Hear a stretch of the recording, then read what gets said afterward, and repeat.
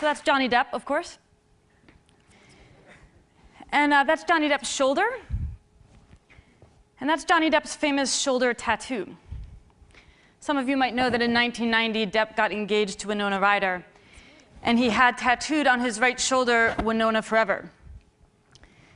And then 3 years later, which in fairness kind of is forever by Hollywood standards, they broke up. And Johnny went and got a little bit of repair work done. And now his shoulder says, Wino Forever. So like Johnny Depp, and like 25% of Americans between the ages of 16 and 50, I have a tattoo.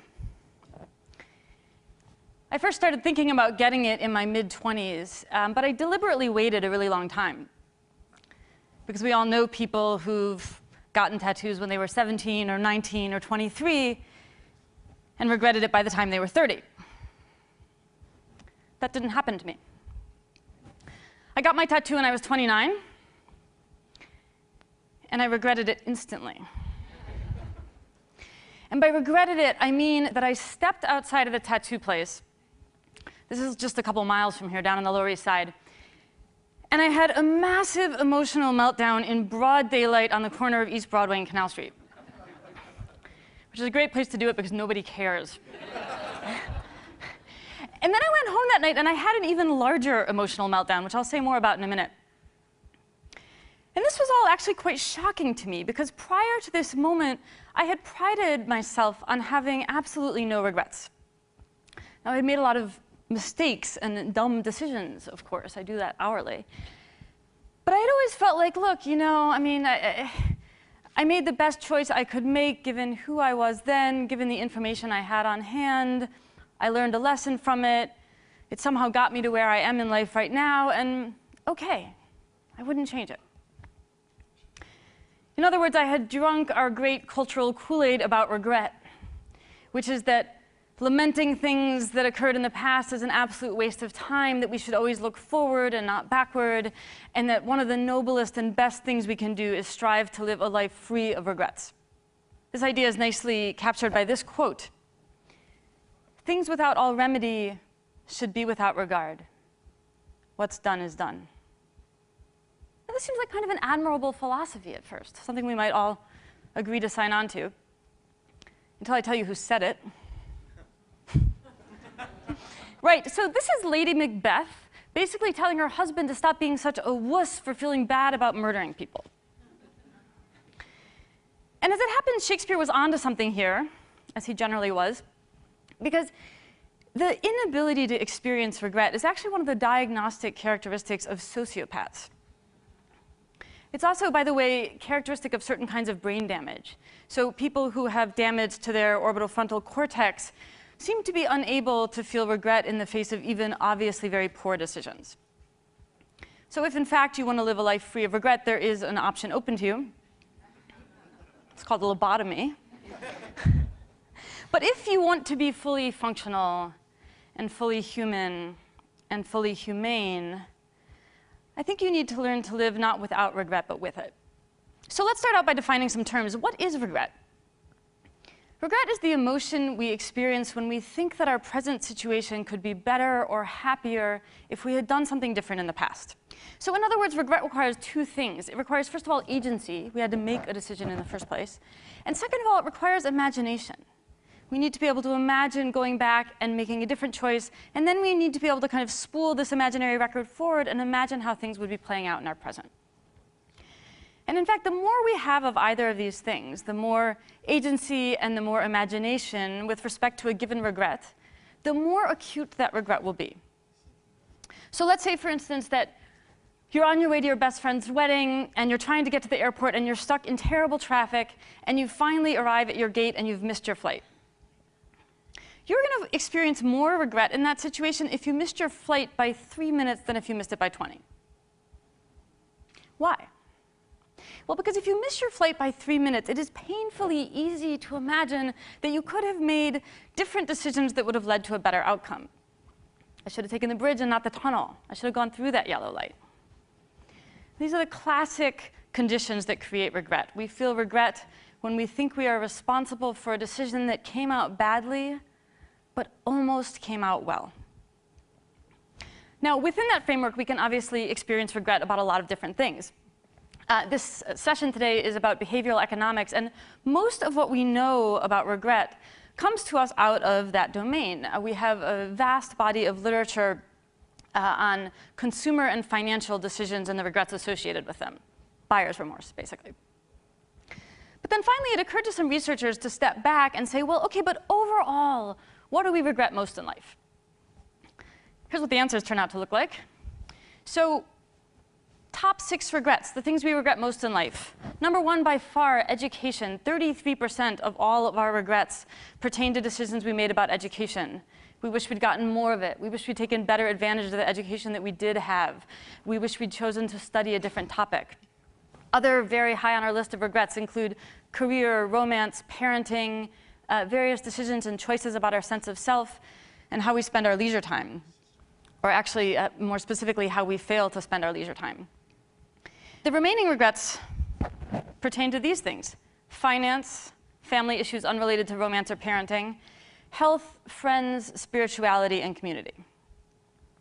So in other words, we know most of what we know about regret by the study of finance, but it turns out when you look overall at what people regret in life, you know what? Our financial decisions don't even rank. They account for less than 3% of our total regrets. So if you're sitting there stressing about large cap versus small cap, or company A versus company B, or should you buy the Subaru or the Prius, you know what? Let it go. Odds are you're not going to care in 5 years. But for these things that we actually do really care about and do experience profound regret around, what does that experience feel like? Well, we all know the short answer, right? It feels terrible. Regret feels awful. But it turns out that regret feels awful in 4 very specific and consistent ways. So the first consistent component of regret is basically denial. When I went home that night after getting my tattoo, I basically stayed up all night, and for the first several hours, there was exactly one thought in my head, and the thought was, make it go away. This is an unbelievably primitive emotional response. I mean, it's right up there with, I want my mommy. And we're not trying to solve the problem. We're not trying to understand how the problem came about. We just want it to vanish. The second characteristic component of regret is a sense of bewilderment. So the other thing I thought about there in my bedroom that night was, how could I have done that? What was I thinking? It's this real sense of alienation from the part of us that made a decision we regret. We can't identify with that part. We don't understand that part. And we certainly don't have any empathy for that part, which explains the third consistent component of regret, which is an intense desire to punish ourselves. That's why in the face of our regrets, the thing we consistently say is, I could have kicked myself. The fourth component here is that regret is what psychologists call perseverative. To perseverate means to focus obsessively and repeatedly on the exact same thing. Now, the effect of perseveration is to basically take these first 3 components of regret and put them on an infinite loop. So it's not that I sat there in my bedroom that night thinking, make it go away. It's that I sat there and I thought, make it go away, make it go away, make it go away, make it go away. So if you look at the psychological literature, these are the 4 consistent defining components of regret. But I want to suggest that there's also a 5th one. And I think of this as a kind of existential wake-up call. That night in my apartment, after I got done kicking myself and so forth, I lay in bed for a long time, and I thought about skin grafts. And then I thought about how much as travel insurance doesn't cover acts of God, probably my health insurance did not cover acts of idiocy. In point of fact, no insurance covers acts of idiocy.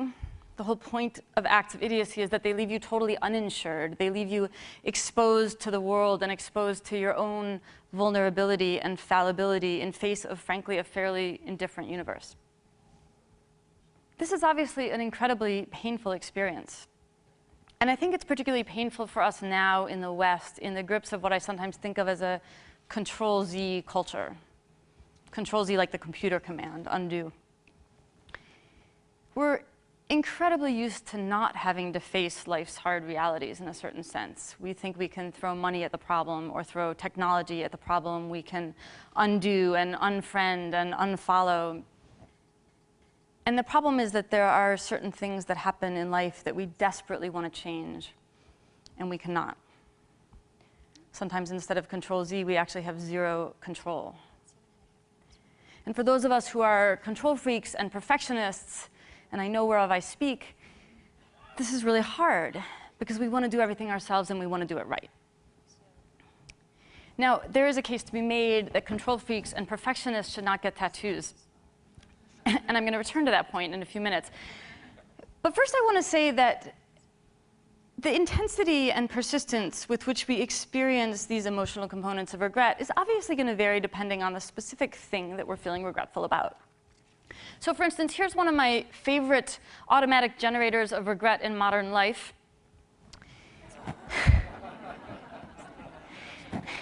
Right? And the amazing thing about this really insidious technological innovation is that even just with this one thing, we can experience a huge range of regret.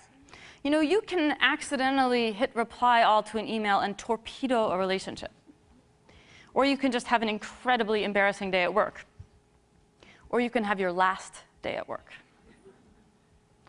And this doesn't even touch on the really profound regrets of life.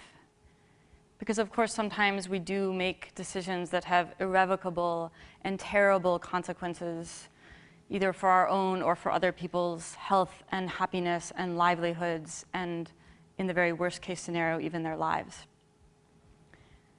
Now, obviously, those kinds of regrets are incredibly piercing and enduring. I mean, even the stupid reply all regrets can leave us in a fit of excruciating agony for days. So how are we supposed to live with this? I want to suggest that there's three things that help us to make our peace with regret. And the first of these is to take some comfort in its universality. If you Google regret and tattoo, you will get 11.5 million hits. The FDA estimates that of all the Americans who have tattoos, 17% of us regret getting them. That is Johnny Depp and me and our 7 million friends. And that's just regret about tattoos. We are all in this together. The second way that we can help make our peace with regret is to laugh at ourselves. Now, in my case, this really wasn't a problem because it's actually very easy to laugh at yourself when you're 29 years old and you want your mommy because you don't like your new tattoo. But it might seem like a kind of cruel or glib suggestion when it comes to these more profound regrets. I don't think that's the case, though. All of us who've experienced regret that contains real pain and real grief understand that humor, and even black humor, plays a crucial role in helping us survive. It connects the poles of our lives back together, the positive and the negative, and it sends a little current of life back into us. The third way that I think we can help make our peace with regret is through the passage of time, which, as we know, heals all wounds, except for tattoos, which are permanent. So it's been several years since I got my own tattoo, and do you guys just want to see it? All right. Actually, you know what? I should warn you. You're going to be disappointed, because it's actually not that hideous. Right? I didn't tattoo, you know, Marilyn Manson's face on some indiscreet part of myself or something. When other people see my tattoo, for the most part, they like how it looks. It's just that I don't like how it looks. And as I said earlier, I'm a perfectionist. But I'll let you see it anyway.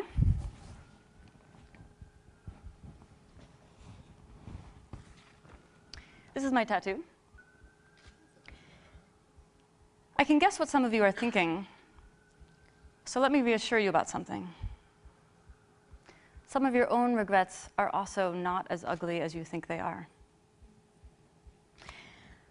I got this tattoo because I spent most of my 20s living outside of the country and traveling. And when I came and settled in New York afterwards, I was worried that I would forget some of the most important lessons that I learned during that time. Specifically, the two things I learned about myself that I most didn't want to forget was how important it felt to keep exploring, and simultaneously how important it is to somehow keep an eye on your own true north. And what I loved about this image of the compass was that I felt like it encapsulated both of these ideas in one simple image.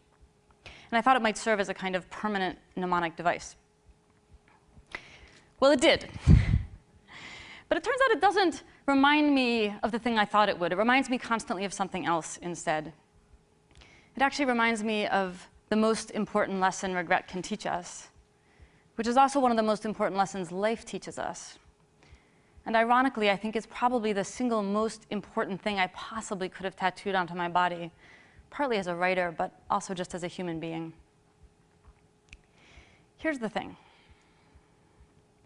If we have goals and dreams, and we want to do our best, and if we love people and we don't want to hurt them or lose them, we should feel pain when things go wrong. The point isn't to live without any regrets. The point is to not hate ourselves for having them. The lesson that I ultimately learned from my tattoo and that I want to leave you with today is this. We need to learn to love the flawed, imperfect things that we create and to forgive ourselves for creating them. Regret doesn't remind us that we did badly. It reminds us that we know we can do better. Thank you.